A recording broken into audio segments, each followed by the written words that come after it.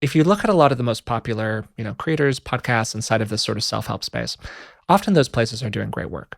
The production values are fantastic. They've got great guests on these shows. The people doing the interviewing are very erudite, very intelligent, like just really good at what they do. Honestly, I look at it often and go like, wow. But you also often see a lot of big and provocative claims without necessarily a lot of data to back those claims up. So let's pick a show. And the show I've picked for this example is Diary of a CEO, which is a enormous podcast. It's got 14 million YouTube subscribers. They were ranked 5th among all shows on Spotify's global charts in 2024. Almost every title of their episodes is some version of World's #1 doctor says fill in the blank. Or like World's Top Habit Expert, we got ADHD all wrong. I think that was a title of a YouTube video of theirs.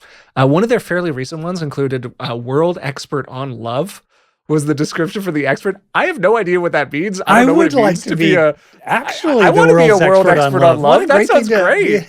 Expert on Is that like a degree I can get? Like, is there a training program for that one? I don't know, man. I don't know. So why are they doing this? Yeah. Well, there's the immediate construction of authority, right? Right. You should care about this episode because we got this world expert on fill in the blank. Yeah. Now, to be clear, I actually like a lot of their guests. We've had guests on the show that have also been on Diary of a CEO. I've enjoyed a lot of their episodes. Great. If we could get you on there, I would be like, hell yeah, it's an enormous platform. Yeah. But the language is just so over the top and so characterized by what we're kind of talking about here. So this is a real description of one of their episodes. What if everything your doctor told you about heart disease is completely wrong? World-renowned cardiologist drops bombshells that will make you question decades of medical advice. This video has like 5 million views on YouTube, okay? And the text capitalizes everything. Wrong. Wrong. And bombshells. It's fantastic. Now we're hardly the first people to make observations about clickbait, right? And people talk about clickbait a lot. And if you look through every episode of Being Well, you're probably going to find some episodes that use like soft versions of what we're kind of poking fun at here.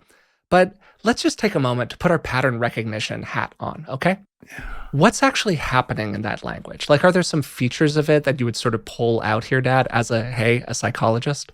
Very alarmist. So it's playing to the negativity bias right off the top. Fear of loss. Huge motivator. Daniel Kahneman, prospect theory. People are much more motivated by a theory of loss.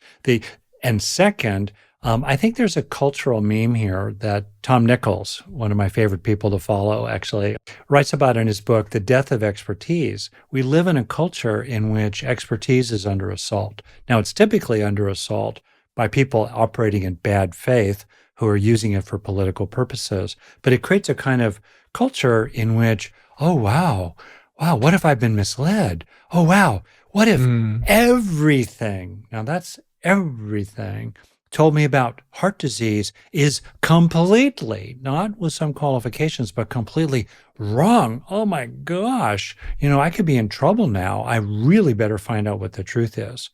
So those are very powerful motivators for people that really get you to sit up and pay attention. And then when it comes from a trusted authority, Diary of a CEO, and plus we have social proofing. Well, if 14 million YouTube subscribers think this is good, well, there's probably something to it. So appeal to authority, like you just said, kind of social proof. Yep. That was another thing you mentioned. Big claims and a certain amount of maybe in-group, out-group. And fear-mongering. Yeah, fear-mongering. Your doctor is lying to you. We know the secret. They don't want you to know, all of that. Okay. Now, purely coincidentally, I would like to read people some of the common features of cults.